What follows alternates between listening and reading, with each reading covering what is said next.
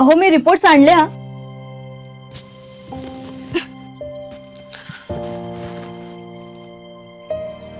काय झालंय? तू नको काळजी करू. आणि तुम्हीही काळजी करू नका. जमवलेले पैसे आहेत माझ्याकडे. तुझ्याकडे? गेले कित्येक महिने माझा भाऊ पाठवतोय ना मला दर महिन्याला. माझ्यासारख्या बहिणींचा एकवचनी पाठीराखा असताना मी कशाला कुठे जाऊ? इथेच तर आहे माझा लाडका भाऊ. लाडक्या भावाला मत धनुष्यबाणाला. 2021 साली पालिकेनं त्याच्या विरोधात MRTP कायद्याअंतर्गत नोटीस बजावलेली आहे या चौधरीकडे. जर का एखाद्या उमेदवाराचा अनधिकृत बांधकामाशी प्रत्यक्ष संबंध असेल तर तो निवडणूक लढवण्यास अपात्र ठरण्याबाबतचा गंभीर मुद्दा ठरतो. असं असतानाही क्षितिज ठाकूर आणि ऋषित दवे यांनी सारासार विचार केलेला दिसत नाही. चौधरीला उमेदवारी दिलेली आहे, किंबहुना यांनी लोकशाहीची जी मूल्य आहेत ती मोडीत काढलेली आहेत. कायद्याचं राज्य विरुद्ध दहशतीचं राजकारण असा पर्याय जनतेसमोर उभा केलेला आहे.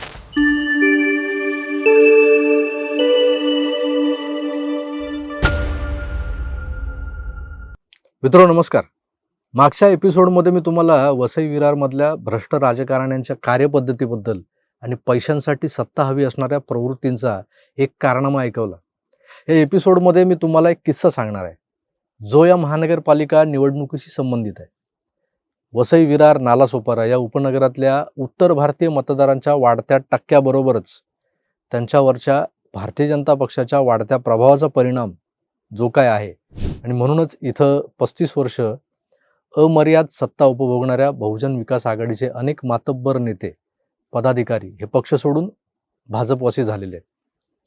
बहुजन विकास आघाडीचा बॅकबोन समजले जाणारे राजीव नाना पाटील हे वरवर दिसत असतील भव्यामध्ये, तरी मनानं कुठे आहेत हे सगळ्यांनाच माहिती आहे.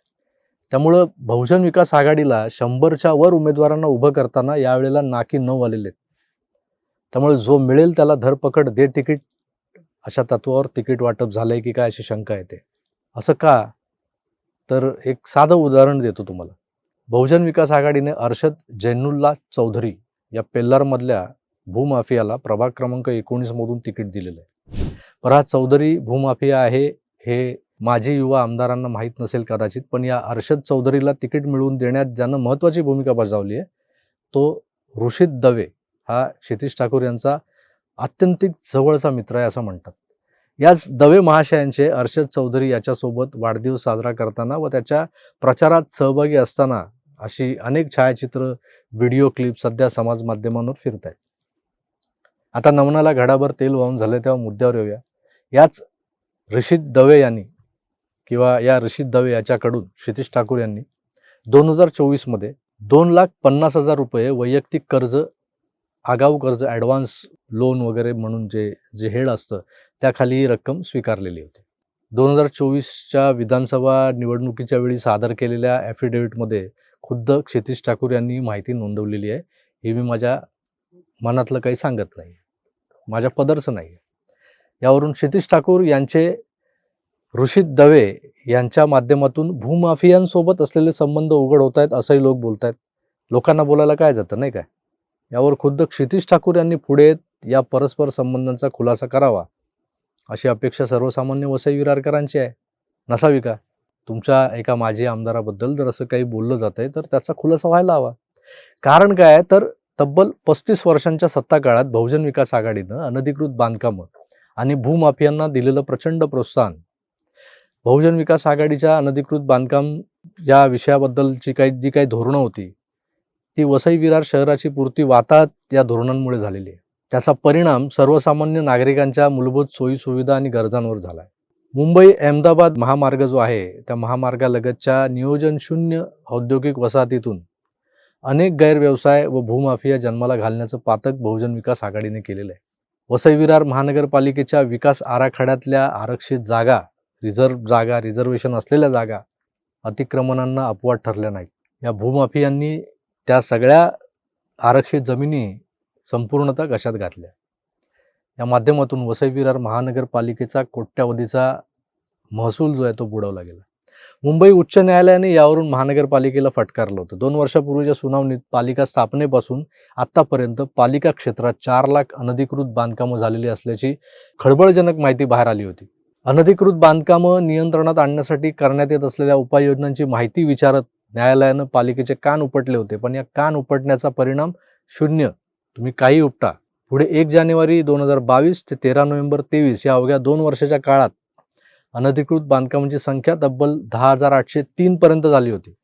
त्यातून पालिकेच्या कारभारावर जो काही तुम्हाला विश्वास ठेवायचा तुम्ही ठेवू शकता. आता ही अनधिकृत बांधकामं होतात कशी?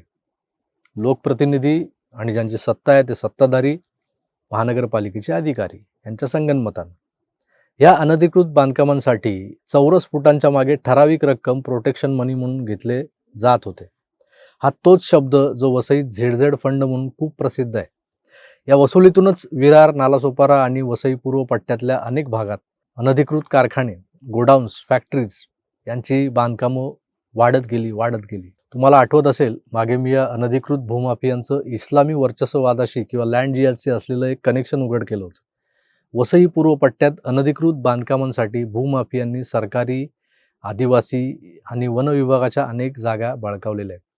वसई पूर्व पट्ट्यातल्या चिंचोटी, कामण, गौराईपाडा, सातिवली, वाळीव हायवे, तर नालासोपाऱ्यात संतोष भवन आणि जो काही परिसर आहे तो तर खूप प्रसिद्ध आहे. विरारमध्ये चंदनसार आणि हायवे लगतचा मोठा भाग आज अनधिकृत बांधकामांनी व्यापलेला आहे. या भागात मोठ्या प्रमाणात भूमाफियांकडून अनधिकृत चाळी, गोडाऊन्स आणि इमारती, गॅरेजेस, धाबे, हॉटेल्स काय मनाला येईल ते बांधलेलं आहे.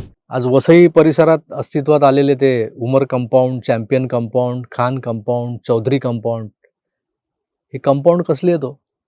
हा त्याच इस्लामी आक्रमणाचा भाग आहे, हे लक्षात घ्या. आता प्रश्न असे उभे राहतात की या अनधिकृत बांधकामातून निघणारा प्रति चौरस फूट झेड फंड त्या ऋषित दवे यांच्या माध्यमातून क्षितिज ठाकूर यांच्याकडे जमा केला जात होता का? अनेक भूमाफिया अनधिकृत बांधकाम करण्याआधी हा प्रोटेक्शन मनी त्या ऋषित दवेच्या हातात आणून देत होते आणि त्याच्या माध्यमातून तो क्षितिज ठाकूर यांच्याकडे पोहोचवला जात होता का? प्रश्न येत आहे. कारण क्षितिज ठाकूर यांची संपत्ती मागच्या काही वर्षात लक्षणीयरित्या वाढलेली आहे. 2009 साली त्यांची संपत्ती 7,34,878 रुपये की काय अशी होती. 51,25,00,000च्या घरात पोहोचली. 2030 साली ती 63,67,62,000 इतकी झाली आणि 2024ला थेट 77,59,75,000 काहीतरी अशी वाढता वाढे भेदिले शून्य मंडळा झाली आहे.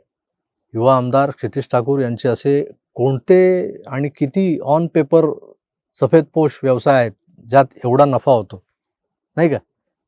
वर्षभरात एवढा नफा. तर हा प्रश्न माझ्यासारख्या सामान्य माणसाला पडलेला नाही, सर्वसामान्य जनतेला पडलेला आहे. आता मला सांगा, ठाकूरांकडे व्हाईटमधला इतका पैसा असताना त्या रशीद दवेकडून अवघे 2,50,000 कोणत्या कामासाठी यांनी घेतले होते? रशीद दवे यांचा तरी असा कोणता व्यवहार आहे 2.5 लाखांचा क्षितिज ठाकूर यांच्यासोबत? याचाही खुलासा जनतेला व्हायला हवा. केवळ या झेड फंडसाठीच क्षितिज ठाकूर आणि ऋषित दवे यांनी अर्शद चौधरी आणि प्रदीप गुप्ता, पप्पू गुप्ता, मुस्तफा, राहुल गुप्ता, हजरत शेख, आयशा कंपाऊंडवाला, जिशान कुरेशी, रमजान कुरेशी, सुशील आवाड या सो कॉल्ड भूमाफियांना उत्तेजन दिलं होतं का? 10 जुलै 2024 या क्षितिज ठाकूर यांच्या वाढदिवशी या भूमाफियांनी बॉम्बे अहमदाबाद हायवे जो आहे, मुंबई अहमदाबाद महामार्ग, त्याच्या शेजारच्या पेल्लार, कामण, आजूबाजूचा जो परिसर आहे तर मोठ्या प्रमाणात मोठमोठे बॅनर लावले होते आणि एक प्रकारे शक्ती प्रदर्शन केलं होतं. पण या विधानसभेला या भूमाफियांच्या दुर्दैवानं क्षितिज ठाकूर यांचा मोठा पराभव झाला. ते माजी आमदार झाले. नैतिकतेच्या गोष्टी करणाऱ्या क्षितिज ठाकूर यांनी त्यावेळी त्या भूमाफियांच्या शुभेच्छा का स्वीकारल्या होत्या? हा सुद्धा सवाल जनता विचारते. आता याच भूमाफियांना जे इतके दिवस वाऱ्यावर सोडले गेले होते त्यांना या निवडणुकींच्या निमित्तानं पुन्हा क्षितिज ठाकूर आणि ऋषित दवे यांनी जवळ केलेलं आहे की काय? आता या सगळ्या भूमाफियांपैकी अर्शद जैनुल्ला चौधरी याला पेल्लार प्रभाग क्रमांक 19 मधून उमेदवारी बहाल केली आहे शिट्टीच्या निशाणीवर. अर्शद हा अवघा 8वी पास आहे, पण त्याच्या जवळ वसईत एका इमारतीत 2 फ्लॅट, एक व्यावसायिक गाळा आहे. Thar, Creta, Toyota, Innova, Pulsar अशा महागड्या गाड्या आहेत. हे घेण्यासाठी पैसा लागतो. कुठून आला त्याच्याजवळ हा पैसा? एवढंच नाही तर अर्शद जैनुल्ला चौधरी याच्यावर पेल्लार पोलीस ठाण्यात गंभीर गुन्हे दाखल आहेत. मित्रो, आज हेच भूमाफिया आणि अनधिकृत बांधकामधारक सर्वसामान्य जनतेचे लोकप्रतिनिधी म्हणून जर उदयास आले किंवा हे येऊ पाहतायत, कारण काही धास्तावलेले आणि पराभवाला घाबरलेले राजकारणी हे त्यांच्या पाठीशी उभे राहिले. हे पाठीशी उभे राहिले नाही, त्यांच्या पाठीशी लपलेत. अनेक अनऑथराइज स्ट्रक्चर्स किंवा जे अनधिकृत बांधकाम आहेत त्यापैकी उमर कंपाऊंड प्रभाग समिती F 2021 साली पालिकेनं त्याच्या विरोधात MRTP कायद्याअंतर्गत नोटीस बजावलेली आहे या चौधरीवर. जर का एखाद्या उमेदवाराचा अनधिकृत बांधकामाशी प्रत्यक्ष संबंध असेल तर तो निवडणूक लढवण्यास अपात्र ठरण्याबाबतचा गंभीर मुद्दा ठरतो. असं असतानाही क्षितिज ठाकूर आणि ऋषित दवे यांनी सारासार विचार केलेला दिसत नाही. चौधरीला उमेदवारी दिलेली आहे, किंबहुना यांनी लोकशाहीची जी मूल्य आहेत ती मोडीत काढलेली आहेत. कायद्याचं राज्य विरुद्ध दहशतीचं राजकारण असा पर्याय जनतेसमोर उभा केलेला आहे. आमच्या माजी युवा आमदारांचं म्हणाल तर एकीकडे उच्च शिक्षित लोकप्रतिनिधी म्हणून ते जागतिक विषयांवर चर्वितचर्वण करायला करत असतात आणि दुसरीकडे अशी माती करायची. हे क्षितिज ठाकूर यांना शोभतं का?